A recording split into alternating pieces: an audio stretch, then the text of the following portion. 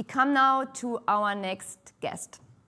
Roger Steyer is a corporate philosopher and senior advisor on people and culture, leadership, organizational development, ethics, diversity, and inclusion for over 20 years. He's also an author of a number of books and several articles. In the center of today's session is his view on resilience, the view of the philosopher. Roger will be interviewed by Stephen Sanders. Steve has quite an extensive audit and assurance background. He worked for PwC's assurance division and Barclays audit department in different roles before he joined the Bank of Ireland and before he became 2019 the chief audit executive of the Bank of Ireland. Steve is also the deputy chair of the ECIIA banking interview. So during the interviews, there will be some polls via Slido, and we might also have some time for questions for the audience at the end of the interview. So with this, I like to hand over to Stephen. Good morning, and thank you, Andrea. I don't think I can compete with the wonderful setting you've got there with the couch. I really enjoy it. Fantastic to be here today, and I know with so many auditors across Europe, as we've already heard, joining. I think it's really important in these times that we do come together regularly and discuss topics of import. And as we've already heard, I couldn't have said it better. Boy, oh boy, do we need to talk about resilience and resilience in all its facets. So hence the thread we've got throughout the whole day today. We've already heard from Nick, pandemics, wars in Europe, and now cost of living crises across all those countries. And certainly I work in Ireland, but I live in the UK, and certainly the last 7 to 10 days in that country have been another example of why we all need to stay very resilient. But I'm going to have a chat today with a guy that I've had the pleasure of getting to know very well over the last number of years, Roger. Morning, Roger. How you doing? Morning, Steve. Everybody. Lovely to be here. Fantastic to see you again, Roger. And before we get into the guts of how we've been working together and exploring the topic of resilience, would you mind maybe building out some of your credentials? And I know that you've worked not just with banks, financial services organizations, wider organizations, but even beyond. So do you want to give the guys a flavor of how you've been working these last 20 years? Thanks, Steve. Yeah, so as well as the banking sector, I've been working a lot in energy. So I worked with BP before and after the Macondo or oil rig explosion in the Gulf of Mexico. I've also worked with the military, with the police. I've recently worked with the national government with a population of 10 million people working on a set of moral values that will help them to build a more just and fairer society. So that was an interesting gig. I've worked with regulators a lot, particularly in the UK and the US. And I thoroughly enjoy helping people to stop and think. And I also try and avoid telling people what I think is the right answer, because that's not my job as a philosopher. My job is to help people think for themselves and make their own minds up. And I hope what I know today, you and I, Steve, will really try and make people think, share some insights, and I hope that everyone will benefit from that. Absolutely, and if there's one thing that I can say to everyone listening to this, that Roger does absolutely make you stop and think. So let's try and bring some of that flavour in, and I think it's really important actually that we started the day here on this conference, Roger, with this topic, because when we talk about resilience, and by and large, traditionally, old school auditors, and I'm an old school auditor, so not to impugn, when the word resilience comes up, our minds tend to go to the technical, the process, technology, process failure, how can we improve those things, etc. And we heard a lot of those topics from Nick, amongst others. But Nick also actually talked about or referenced people and people resilience. So when I say the word resilience and thinking about individuals, what does that mean to you? Yeah, thanks, Steve. I totally agree with that. We have to start with who we are as fellow human beings. And also remember that all of the resilient systems we build are built by human beings. We may have cyber and technology, but we build and design all of that. So we have to start with Homo sapiens and understand who we are and how people, humans, are resilient. So I'm going to start off not with philosophy, but with psychology. And the definition of resilience from a psychological perspective is that it is our ability to recover from adversity, conflict, failure, frustration, or misfortune. In a recent book, The Upside of Stress, the author Kelly McGonigal said, "The latest science reveals that stress can make you smarter, stronger, and more successful. It helps you learn and grow." So that's the psychological side. From a philosophical perspective, the most famous school which helps us with resilience is the school of the Stoic philosophers. And one of the most prominent of those was the philosopher Epictetus, who wrote a book or a manuscript, The Art of Living. And he said this: "Every difficulty in life presents us with an opportunity to turn inward and to invoke our own submerged inner resources.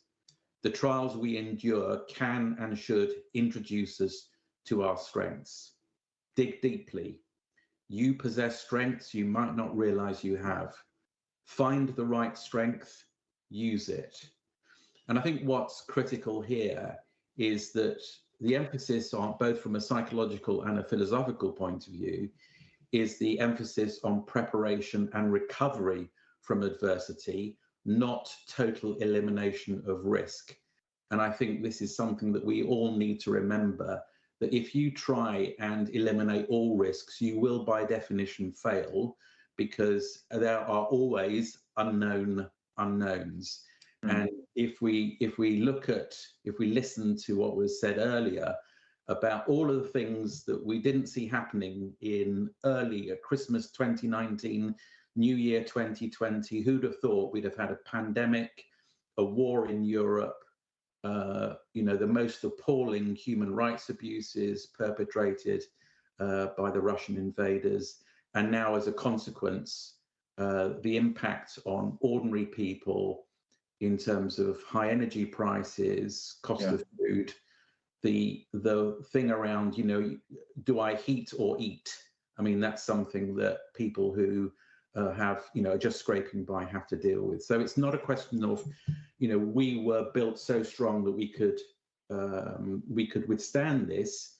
We are evolving, we are adapting in order to survive and thrive through these. And although we wouldn't want them to happen, they have happened.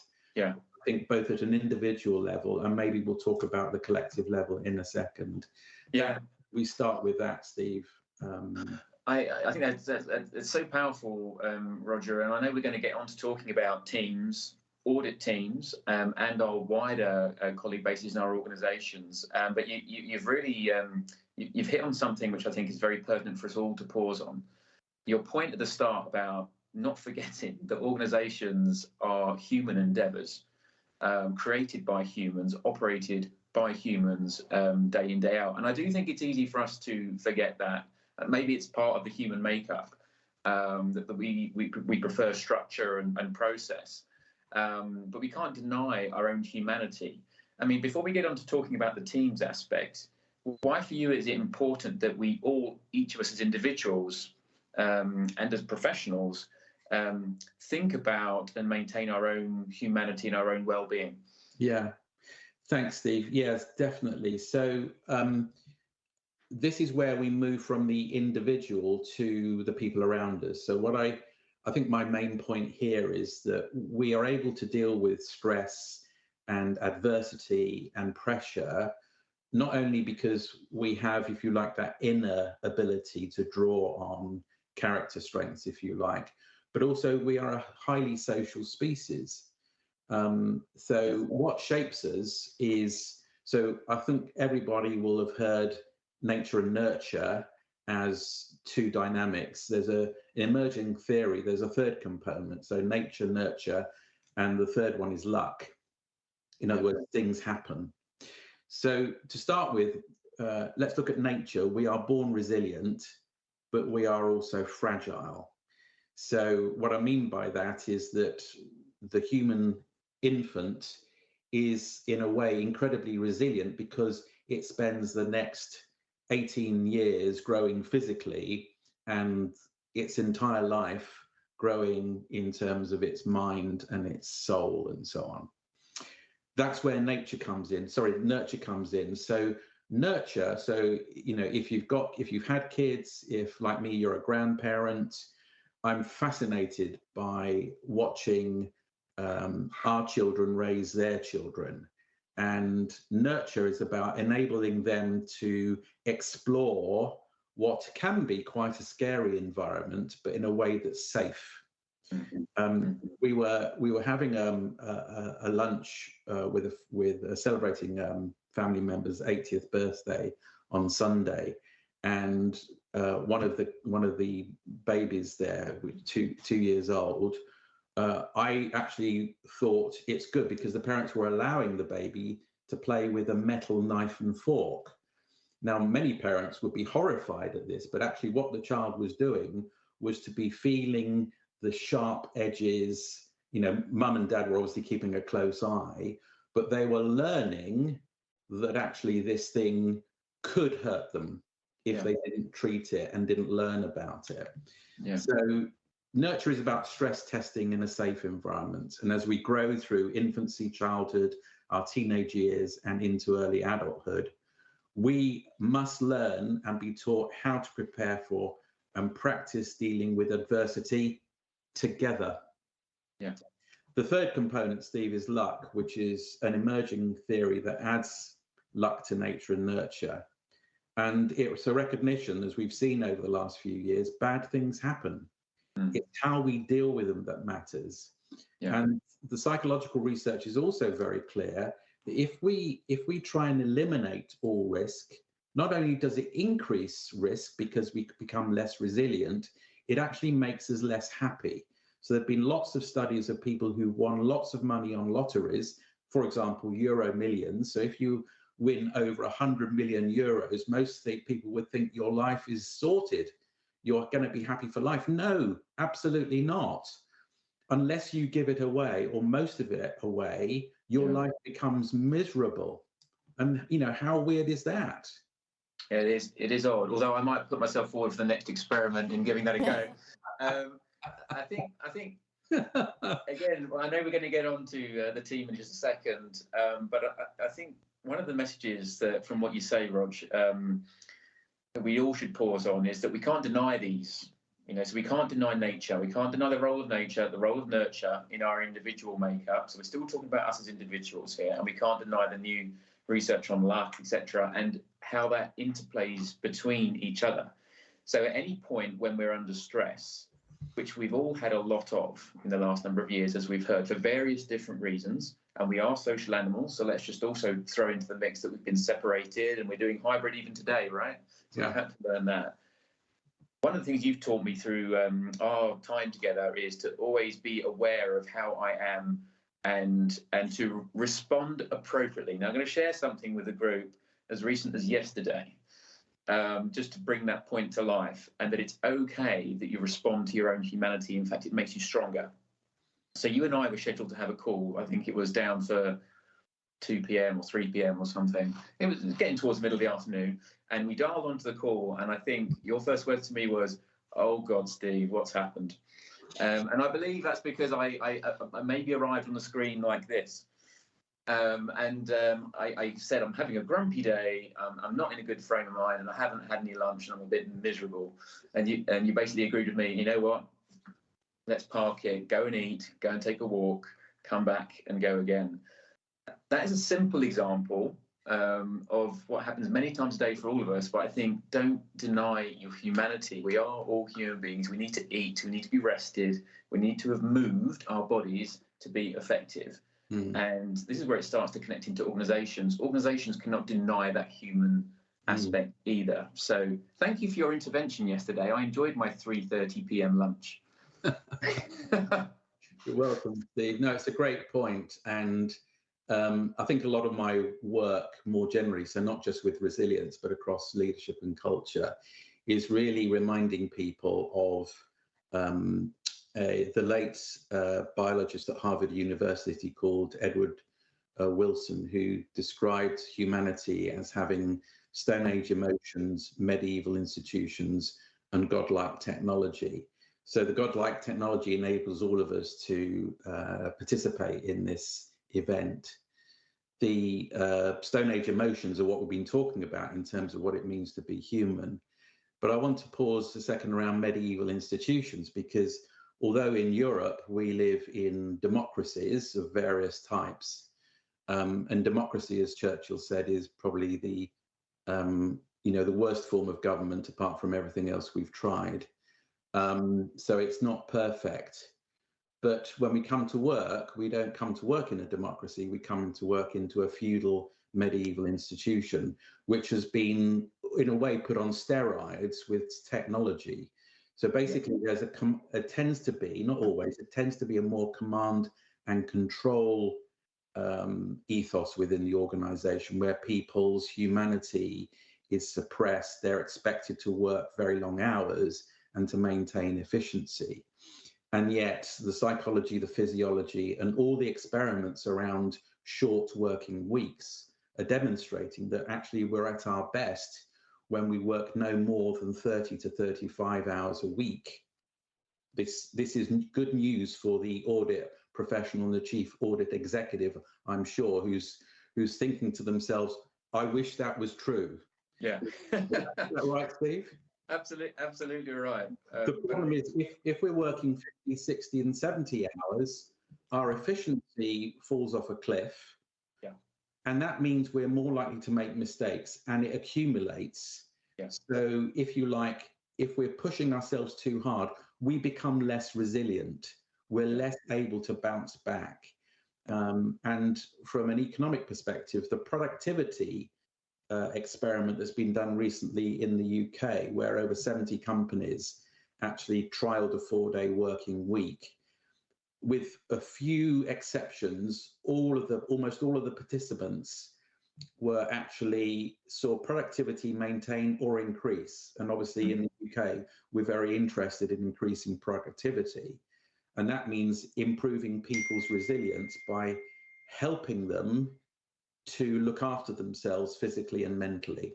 And I know, Steve, that you took the decision over the summer to have an extended break.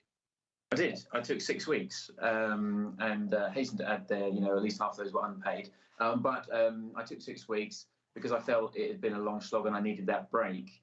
And I do feel so much better for it. And I want to, in that spirit, move us on to talking about a bit more about the team aspect and how we've been, because what you're talking about, Rog, it doesn't just stop, even though that would be important enough with personal individual well-being. These are topics that all of the chief auditors on this call should think about for their teams, and then peeling the onion, all organizations should care about. And again, Nick talked about it. He even talked about he wants audit functions focusing on people services, the HR department. How are we looking after people? Because to your point, the more you push, we increase the risk in our organizations and in our industries and our sectors. So that's a regulatory focus as well. We can't keep doing that. So before we talk about what we've been doing in the auditing context, can we put the poll up? The first poll question we've got, which is, to what extent is this a topic? Is resilience a priority of your audit department? And I'm not talking about resilience in terms of audit testing, the technology resilience. I'm talking about the resilience of the audit team. If you just wouldn't mind answering that on Slido, and let's just see what the responses are that come back in. The wonders of technology, Steve. This is the godlike technology, Hopefully. Hopefully. And it is scary. On the whilst we're just waiting to see the results as they. That could be one vote. Yeah, that's one vote, 100%. but it is. That's a good answer for the first one, right? Mm-hmm. So we'd be worried if it was piling up on the no. 4. We got 4 in now. 6, 7, Okay. Wow. 8. Interesting. I'm cheered that the emerging preponderance is more to the yeses than the no's. So that's a good thing. But a good slug of no still, 29% currently as we build. So what it says to me is it's emerging maybe as a topic of interest, but not yet at the core.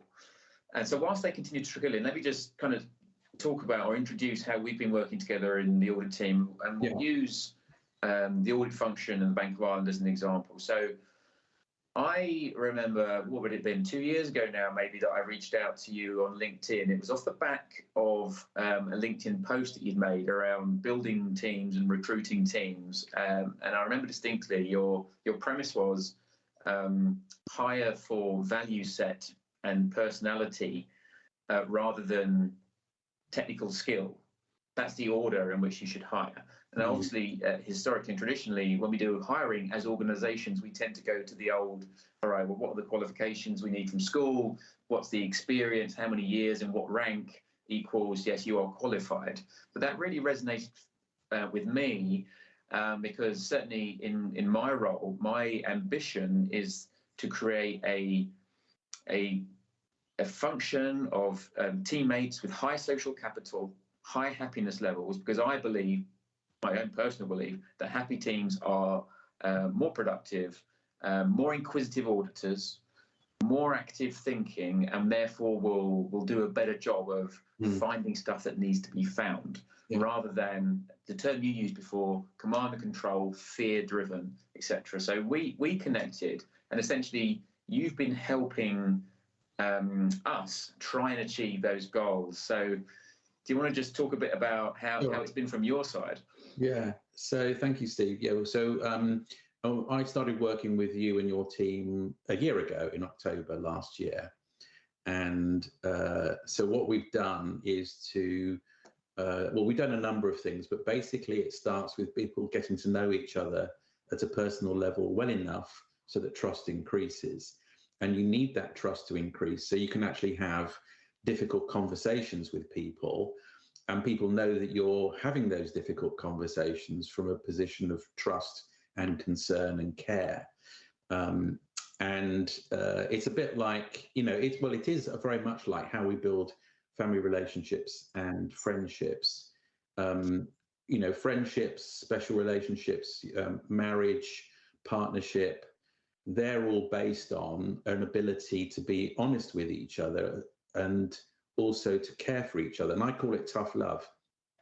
What that means is be tough on the issues. In other words, don't shirk talking about the things that need to be talked about, but do it with love and compassion.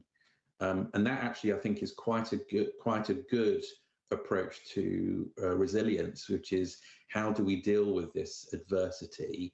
We deal with it together with a sort of set of shared values, a clear purpose. So, for example, how are we going to deal with a coronavirus pandemic? How do we support Ukraine in terms of its, rejection of the Russian invasion, and so on and so forth? So I think it starts with that. And Steve, maybe you can share with the team the first exercise that I did with your Exco a year ago at that offsite in Dublin. Yeah, completely. I mean, and it was a really good, real human moment, because in that spirit of, it's easy for us to say and sit here and think, yeah, well, that makes sense. We all want to build a stronger team and, trust. That's not new, Steve. But one thing that struck me from that first exercise was, first of all, the language. So you introduced a tool or an approach that you called loves, hopes, and fears. And it's somewhat unusual that it feels unusual to use words such as loves, hopes, and fears in a work context. They're just not used to it. We're used to slightly more benign terminologies that protect us from the emotive side. But I think what you were saying to us was right. As a new executive team, the first exercise to get to know each other, each of you is going to spend 10, 15 minutes, however long you need, talking about what are your loves, what are your hopes, and what are your fears. That was the context. It wasn't in relation to your role, in relation to the organization. It was purely that. and the emotion that we tapped into very quickly. We went from a very normal team day feel at the very start. Everyone's chit-chatting, it's all very nice. So I think the first individual that spoke on that day was one of my ex-co. Went straight into the deep love he has for his family, hope there, and the fears, and sharing some very personal experiences that obviously that individual carried with them and made them who they are, and therefore made them how they interact with us and the organisation. And it was such a great level up. And there was a lot of tears that day, Roger. I'm going to, but because that set the tone. But boy, did we leave that very first day feeling a lot more understanding of each other, of each other's contexts, and a deeper appreciation. Which, when we've then gone through the classic storming phases, as we have been, that appreciation of the deeper individuality and those deeper emotional aspects has made it easier to get through storming without suspecting, or what's driving that person, because we have started to learn to talk about what drives us. So that was really, really powerful. And I know that you've also used something called moral DNA, and you ran that for us. So do you just want to mention briefly about moral DNA and its theories and approaches? Yeah, thanks, Steve. So before I talk about that, I think it's important for people to realize it's okay to be to actually share your loves, fears and hopes with each other, because that's what life's about. If you don't do that, then you're not going to have resilience, and people aren't going to understand how you tick, how you think, how you feel. And many challenges in the workplace around culture, both at a team level, at an organizational level, is this robotic compliance thing where people assume that we are machines that never get tired and have no feelings. Well, that's clearly not true. It's fake news. It really is fake news. And so what I try and do is not to abandon, if you like, some of the structures and processes we have with an organization, but add them back in. And what moral DNA does, and it's a psychometric instrument that's been given a rating of having a predictability of between 75 and 80% by an AI. So what that means is that we've fed our entire database of 250,000 people into an AI, and the AI, we then ask the AI, okay, switch off from those things, from those profiles, but tell us, find all the unemployed people without looking at the status and said they're unemployed. And it got it right over 80%, purely because the people were thinking in a certain way. They exhibited a lot more fear, for example, than people who were employed, not surprisingly. If you're unemployed and you're living on a minimum income, that makes your life quite scary.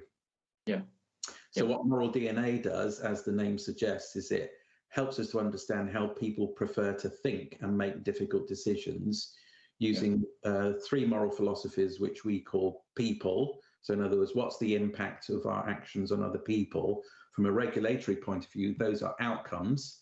So if you like, that's the conduct space. The second one is values. A regulator might call them principles. So what are the values and principles I use to help me make a difficult judgment when the rules don't tell me what to do? And then the third one are the rules. And the rules are an important part of it. But what has happened, I think, over the last 20 years in financial services, in banking, is that we've seen, if you like, that compliance with rules actually dominates people's thinking. And that invokes fear because of the consequences of non-compliance from the regulator. And that in turn leads to poor outcomes for other people. So there's an inverse correlation between thinking about the impact of our actions on each other and on our customers and clients and shareholders and our compliance with the rules. And if you want to see a compliant state, look at Russia. If you want to look at an organization that's actually full of patriotic fervor and morale and is agile and is making an incredible defense and and so on. Look at Ukraine as a nation and as armed forces and so on. So moral DNA helps us to understand that. We also measure 10 moral values, and I'll talk about moral values in a little while when we get onto teams and organizations. Yeah, and actually, just to make that link, just before we make that final step into cross that final threshold as we peel the onion into the whole organization, I think what's really resonated with me from your work with us on moral DNA, etc., and that principles-based versus the rules and compliance and fear is, my own OpenView scores from my team would say fear is high. I was devastated when I saw that score the first time around, Roger. I'm not going to lie. I am someone that, as a philosophy, as I started this section, said I aspire to having a team around me of teammates who feel safe, who feel they can use their judgment and follow their instincts with freedom, knowing that there'll be support. And yet, my even fairly recent scores would say, no, actually fear, and your tools have really helped elicit this, fear is high. So now I'm in the process of unpicking, and you'll be helping us work through this. Well, why is that? What's driving it? And the rules versus principle basis, I think for me, the key point for us all to think about here. Even in our own audit team context, before we now just move on to the organizations, how much of our functions are we driving through rules and compliance versus principles and clarity on the outcome we hope to achieve? And that can be in the context of audit methodologies. How thick are they?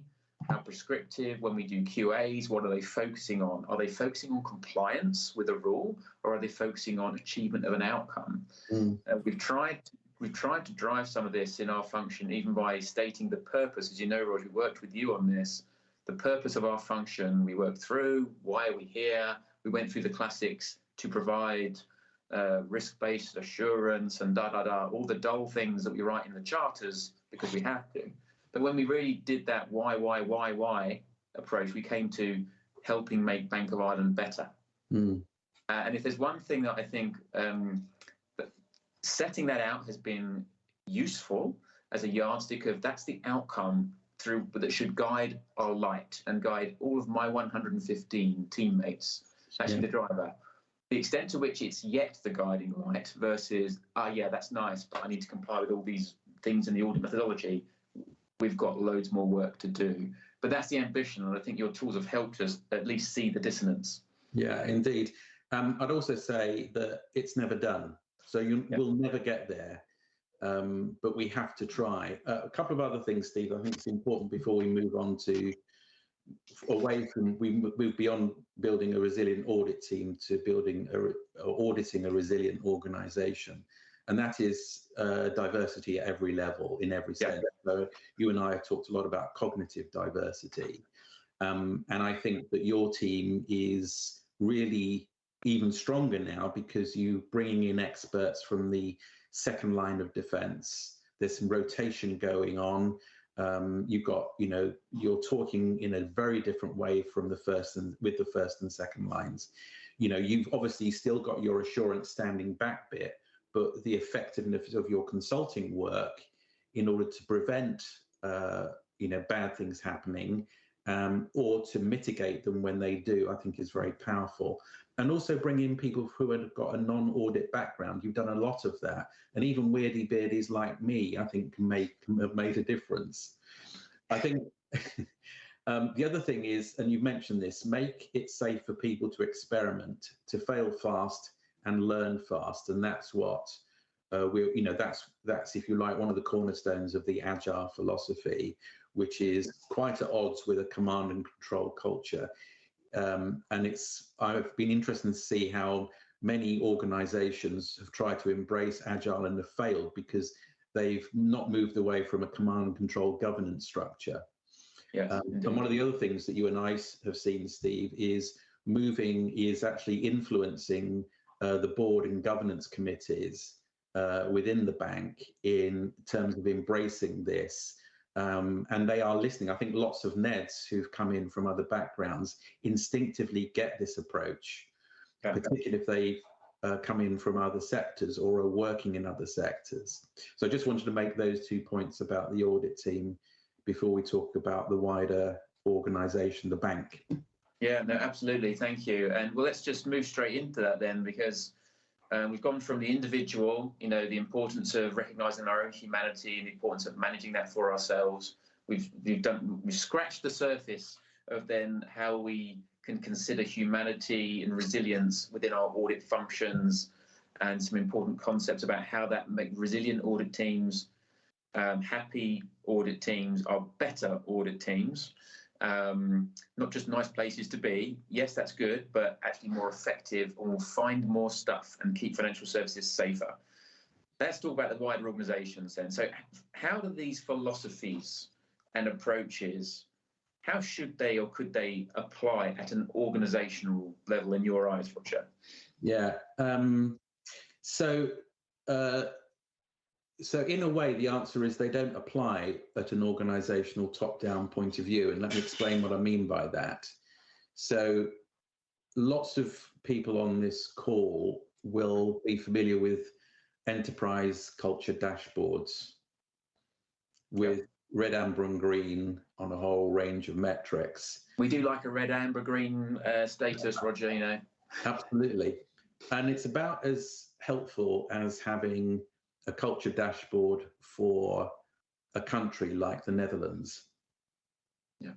It might give, well, it will give you some insights, but it won't tell you the difference between people who live a comfortable middle-class life in Haarlem, which is the desirable suburb of Amsterdam if you work in Amsterdam, compared with someone who's living next to the railway tracks and is renting a property and is struggling to heat it and to eat. So what I mean by that is that we can only sense and get insights into the culture of an organization by breaking it down into its component parts. Yeah.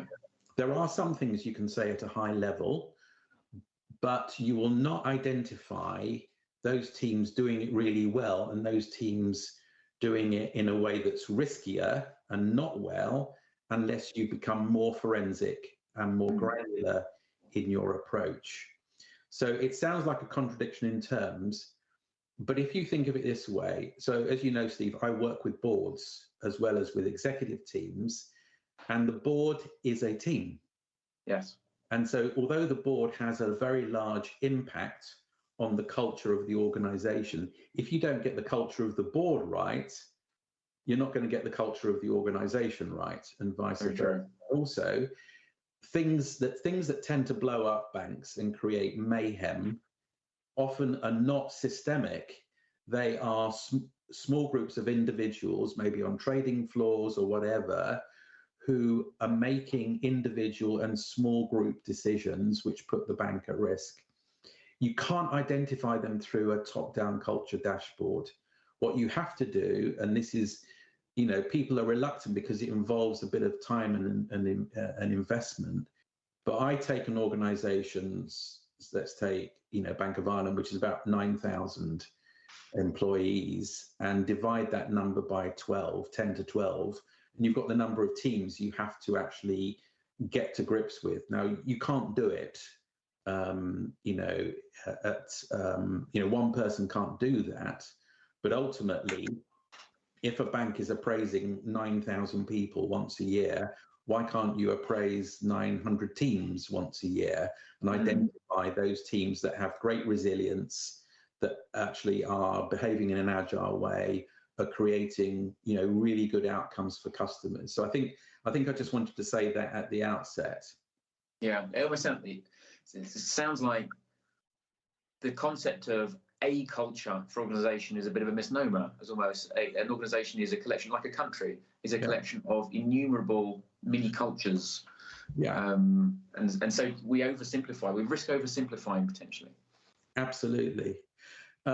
So with that, I think the next thing is to recognize that to understand people in groups, it's not rocket science, it's the opposite of rocket science. Rocket science is all about maths and trajectories and enables us to fire satellites into asteroids and see if we can knock them off course. That is hard science. Yeah. Building resilience in an organization is social science and the humanities. We already know how to build resilient families and friendships. We know how to be a good neighbor, etc., etc. So the first thing I'd say is that the internal auditor and the chief audit executive really needs to make sure they have enough people in their teams and in their organizations who understand how people think and feel and then make their decisions and then act. So we need more social scientists and, dare I say it, philosophers in organizations to help with that.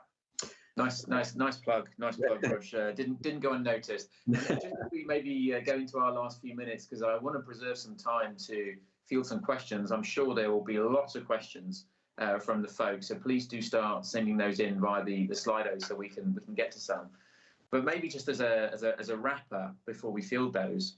So auditors, we've got a lot of auditors from across Europe here today. And it is not a new topic in terms of the challenge of auditing culture, of how we can help or should help our organisations with the challenges that we've talked about today. But from your perspective, Rog, any good practices or things you'd want us to focus on is, yes, do these, and any traps to be wary of in terms of how audit could and should help organisations with this? Yeah. So let me try and summarize it with these bullet points. The first, so I think it's, you said earlier, you quoted the epithet higher character trained skill. So that's very important.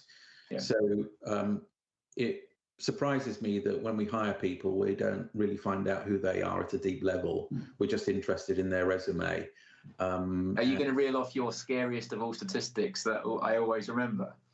Populations and... Oh, yeah. So we've got to remember that 3% of any population are functioning psychopaths.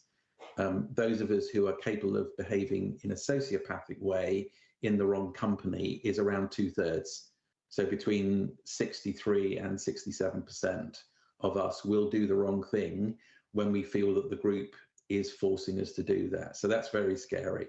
The most important skills that I think we need to nurture and encourage and develop and maybe hire in are firstly curiosity. And this is a cornerstone for internal auditors. Search for evidence and truths. But it staggers me that when it comes to the social sciences and the humanities, there's not enough reference outside of the sector into understanding, for example, how people build resilient organizations in other sectors, such as tech and whatever. The next one, so curiosity is the first one. Second one is patience and time to think and reflect. So sometimes we have to act and think really quickly, but most of the time we need to take time enough to really argue, debate the facts. So robust debate is the third one. So patience and time to reflect is the second. Robust debate is the third. And Steve, you know that we now have the role of devil's advocate in every meeting. Their job is just to argue against groupthink all the time. Yes. Isn't it? Yeah, it is absolutely that. And so we should be looking, not just applying that to ourselves, but we should be looking for how are those roles being played in our organizations. Yeah. Totally. If everyone's saying the same thing, then, or thinking the same, or saying the same thing, then everyone but the chair of the meeting is superfluous. What's the point of being there? Yeah, completely. The second one is make better decisions, and the art of decision making is one that we can always improve.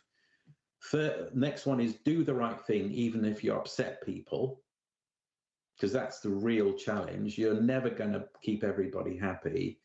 And the final one is learn from mistakes. Yeah.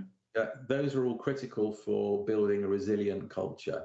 And we know, for example, from civil aviation, that they start every near miss or crash investigation with the assumption that, or the premise that we need to understand what happened, not start with apportioning blame. So it's an inquiry into the truth. And people only get blamed if they acted deliberately to either a sin of omission or commission, to act recklessly or without due care, skill, and diligence. Completely. I think that's the thing. And I would one more thing: when you're looking at comparing yourself with other organisations, please, please, please stop comparing yourselves with your peers.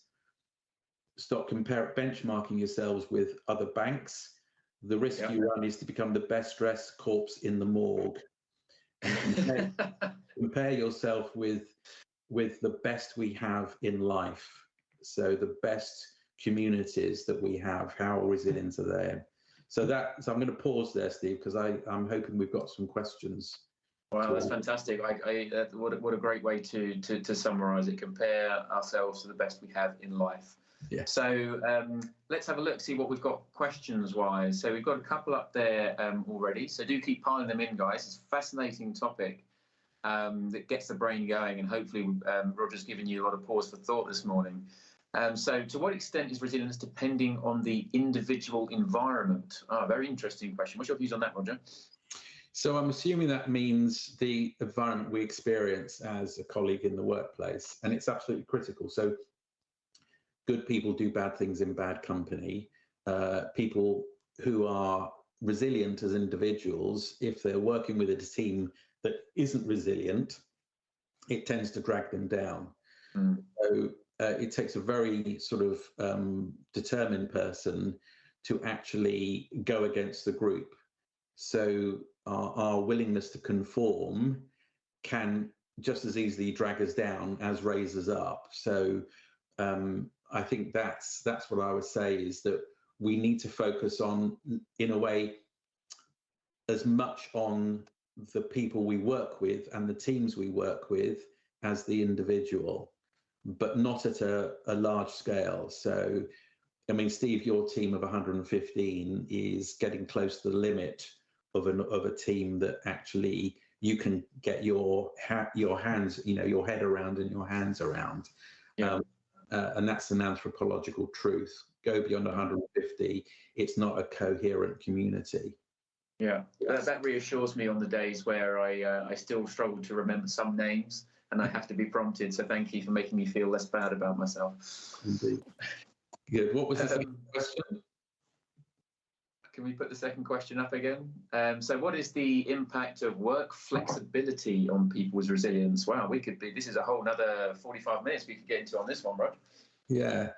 So it's a huge impact.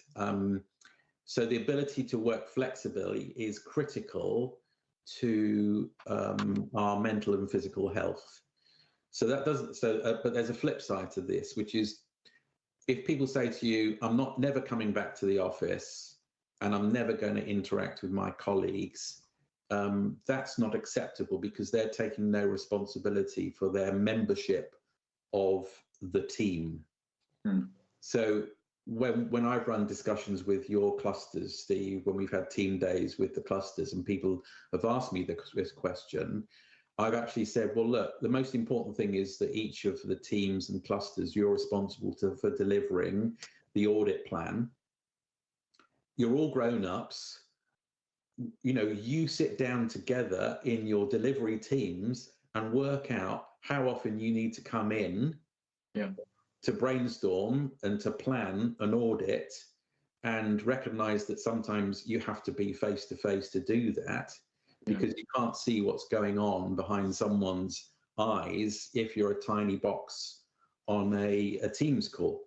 Yeah, completely. So work flexibility is a real positive, but like most things in life, too much flexibility and an unwillingness to actually take responsibility for your membership of a team is going too far the other way, which is why a lot of teams are now saying maybe 2 days a week or 3 days a fortnight is probably ideal, but it depends on your work and the industry and sector you're in. Obviously, if you're in retail, if you've got a branch network still, then you're not going to have people working remotely. Yeah, indeed. One of the things I have to, and there's two questions up there that really speak to the same point. One of the observations I've had on this topic, Roger, not just in my audit function context, but in the organizational context, is I have observed that my observation of stress in individuals is noticeably higher with high degrees of prolonged remote working. And it's also, and whether or not these are connected, it's very difficult to retain a sense of shared purpose.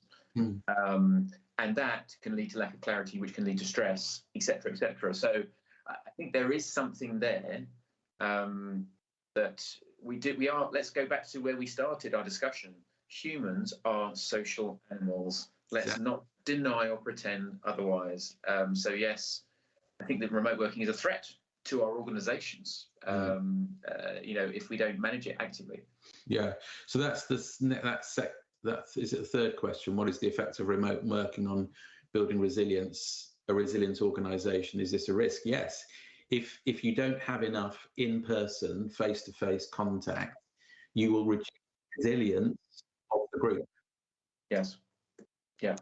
And what I would say there is any of the chief audit executives on this call, when you're trying to look at this, don't take my word for it. Go for the research that I've read that tells you this.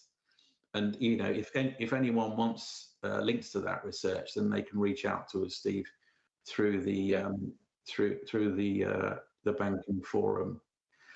It makes me think of another thing that I've heard you reference a number of times, Roger, and certainly when we've been in those riveting sessions such as audit planning, etc., and risk assessment, and you've consistently voiced a perspective which is, well, ultimately the majority of risk in organisations comes down to people risk, because again, organisations are people entities, and ultimately it gets to that point. And as a chief auditor, I think people risk, again, old school.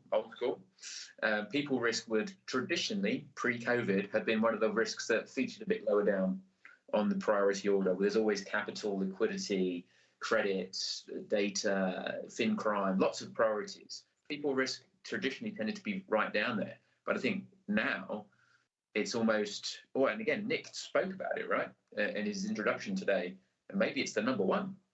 Ultimately, it's all about that, and that reflects these questions. And I like this most recent question here as well. Could quiet quitting be a consequence of resilience? Yeah, so I don't think it is. It could be, but quiet quitting, I think, is, if you like, probably a failure of the individual to engage with the team, and therefore the individual and the team is responsible for that. And I see it as a lack of motivation, which is about purpose and shared values. So if people are quiet quitting, they're not engaged, they really don't want to be here, they're just going through the motions, maybe they're just doing it for the money. And obviously it's very difficult to actually manage that if they're remote. But I think that people who are quiet quitting, there are normally a lot of reasons for that, but it may be that they are just not motivated. They don't have a sense of purpose and belonging, and so on. And that's why people are talking about meaning in work and purpose and belonging. Or they could be the wrong fit for the team at the time, and maybe they're going to be happier and the organization's happier if they leave. I mean, people leave all the time. It's not the end of the world. Yeah, completely. And I think there's something about that in terms of, you mentioned it earlier on, the open, the brave conversations. We've often referred to it as radical candor. Yeah. And I think when an organization focuses on building that deeper level of trust and understanding within individuals, the fear associated with having those just normal open conversations about how's this working? How's it working for us? How's it working for you? That kind of fades away, and you can just have those conversations. One of the, as we come to time, one of the most powerful insights I think we discussed, and you prompted in me early on, when I was questioning, well, why is this individual in the organisation behaving like this? They seem a little bit obnoxious. They're just being disruptive and negative, and you go, I'm sure we'd all recognise that scenario, be it a teammate or a client from an audit perspective. And you said to me, Steve, I would bet you they are afraid. Yeah. And that it's fear that's driving those behaviours. And I was like, okay, it doesn't sound like that, because this is someone that's coming and they're being quite forthright and quite almost aggressive. But as it turned out, that was absolutely on the money. And it took me a long time to understand, well, what's driving this behavior? What's really at the root of this, to see it. But it eventually became very clear that that was the case. I think that's something for us all to think about as we go into our organizations, in our teams, and also in the wider organization, to really pause and think, what's the root here? What's driving it? And you'd be stunned and amazed at what you might elicit if you continue to probe down that track.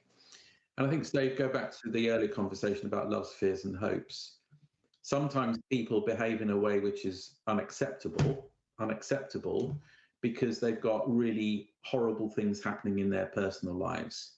So if you've got a child who's dying of cancer, or you've got a parent who has dementia, how's that going to make you feel when you're on a Teams call or in the office?